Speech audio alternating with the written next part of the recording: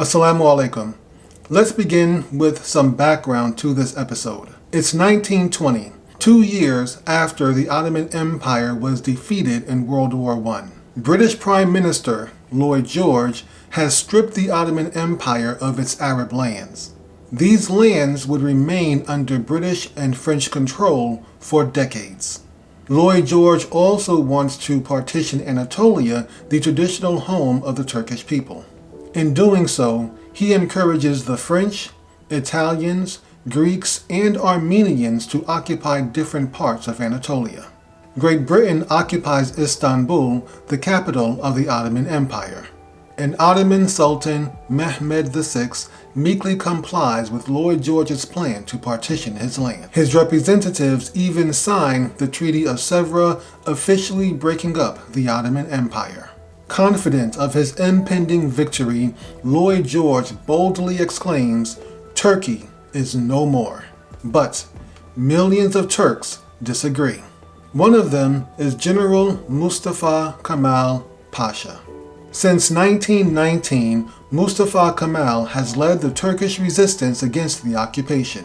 And slowly but surely, the Turks are pushing the occupiers out of Anatolia.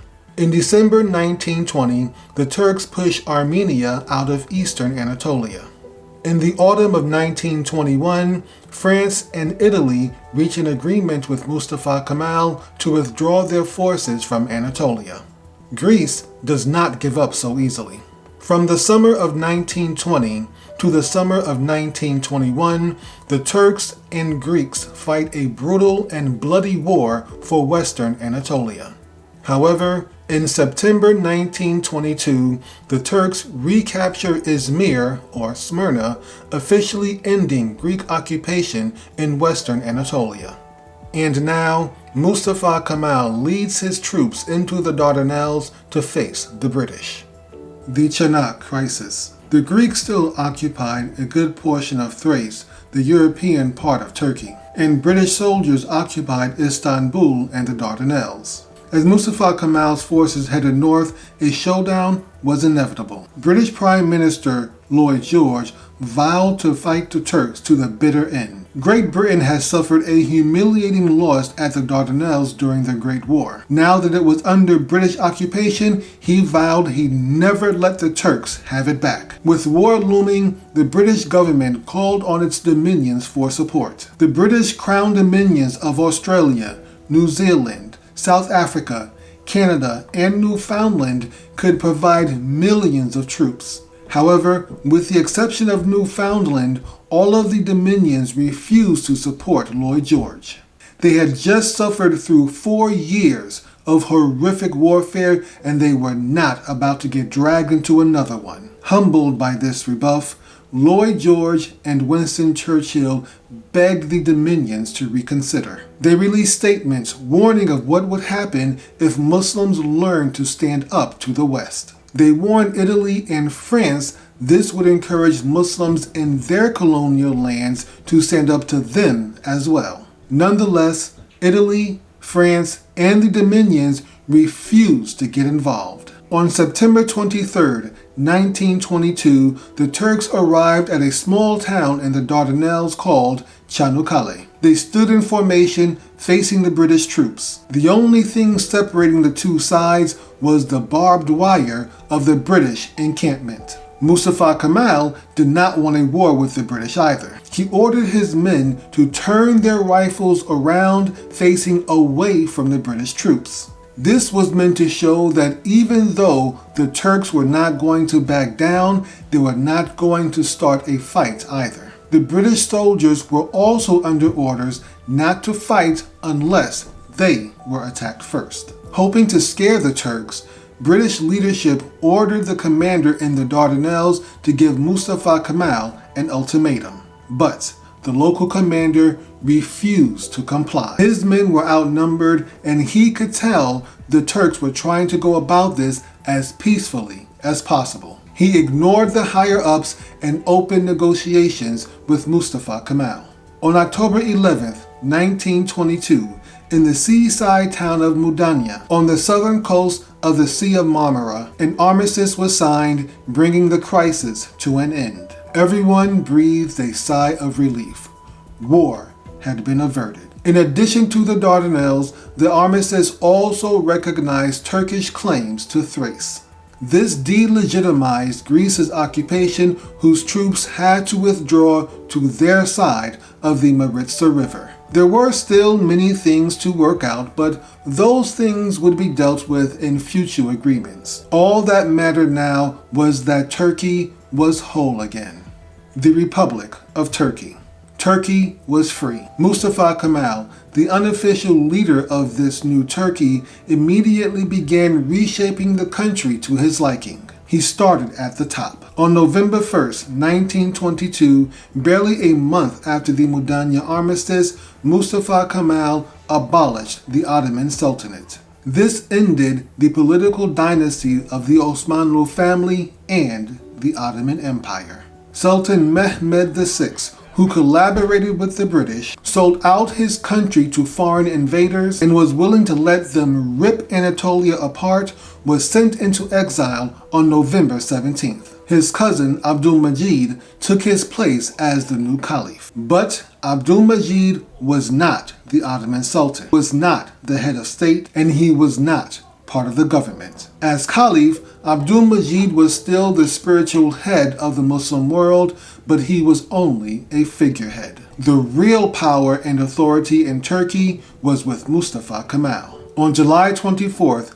1923, Mustafa Kemal signed the Treaty of Lausanne in Lausanne, Switzerland. This new agreement with the Allies reversed most of the punitive measures of the Treaty of Sèvres the Ottoman Sultan had signed back in 1920. The Treaty of Lausanne established much of the modern borders of what is now the Republic of Turkey. The Dardanelles and the Bosporus Straits were to remain demilitarized, though Turkey was allowed to use them for military purposes if war broke out. The treaty also allowed a population transfer between Turkey and Greece. 600,000 Greek Muslims left Greece and resettled in Turkey. Likewise, 1.2 million Turkish Christians left Turkey and resettled in Greece. The Treaty of Lausanne finally brought World War I to an end for Turkey. From the start of the war to the Treaty of Lausanne, an estimated 20% of the population of Anatolia was killed, and another 10% was displaced. However, Armenians make up a good portion of those numbers. What happened in the Balkans was equally horrifying. Nearly 27% of the Balkan Muslim population was killed during this period. 60% of all Balkan Muslims relocated to Turkey or other parts of the world. The Muslim population in the Balkans has never recovered. The changes Mustafa Kemal brought to Turkey went much further and deeper than simply ending the monarchy. He would fundamentally change the nation and the people of Turkey forever. Kemal made his revolutionary headquarters Angora, or Ankara as it's now known, his new capital. The Caliph, who remained in Istanbul, no longer had easy access to the levers of government. 2 weeks later, on October 29, 1923, Turkey declared itself a republic. Mustafa Kemal, the man who saved Turkey from annihilation, was given the title Ataturk, or Father of the Turks. He was also elected Turkey's first president and named president for life. With Turkey firmly in his hands, Mustafa Kemal took the nation in a new, ultra-secular direction. He began by abolishing the Caliphate in March 1924. There has not been a legitimate Islamic Caliphate since then. Abdülmecid and the Ottoman family were sent into exile where they would remain for decades. Female members of the Osmanlı family were finally allowed to return in 1951. Male members would not be allowed back until 1973. With the Caliphate abolished and the Ottoman family in exile, Kemal Ataturk launched a severe secularization program in Turkey. This program was strict and thorough. Sheikhul Islam, the highest religious office in the nation, was abolished. Religious courts were shut down. Islamic schools and Sufi lodges were closed. The legal code, which had already been secularized by the Young Turks, was completely revamped. All aspects of Islamic law were removed and replaced with secular laws based on the Swiss Civic Code. All religious functions, endowments, and offices were placed under state authority. This meant all imams, Islamic scholars, and Islamic teachers were now state employees. The constitution was amended to remove Islam as the state religion. Polygamy was banned, and the adhan was banned unless it was called in the Turkish language. Kemal Ataturk emphasized Western and Turkish traditional culture, but anything remotely related to Arabic was removed. The Turkish language,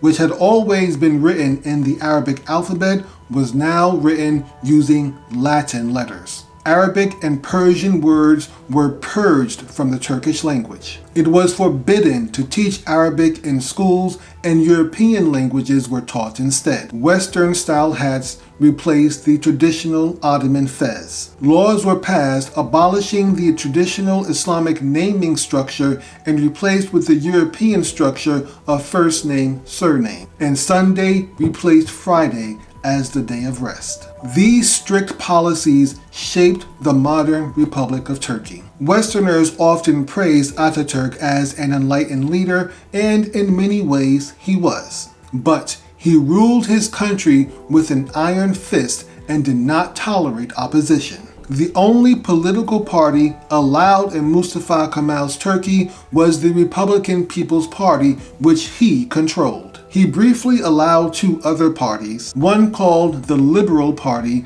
and another called the Progressive Party, but both were eventually banned. The Republican People's Party controlled just about every aspect of government and public life, strictly enforcing Kemal's secularist policies for decades. Mustafa Kemal died on November 10, 1938, but his right-hand man, İsmet İnönü, and the Republican People's Party made sure his policies lived on. An example of this can be seen in the 1950s. Adnan Menderes became the new prime minister when his Democratic Party won control of the government. Prime Minister Menderes tried to reverse some of the extreme secular policies of Mustafa Kemal. He allowed the adhan to be called in Arabic again and reopened several mosques. But in 1960, he was overthrown in a military coup, tried, and hanged. In 1997, the military overthrew the government again when Prime Minister Necmettin Erbakan was accused of political Islam and forced to resign. Fortunately, Erbakan was not executed, but he was imprisoned and banned from politics. Many of these secular policies are still in place to this day. However, some of them have been reversed under the administration of President Erdogan.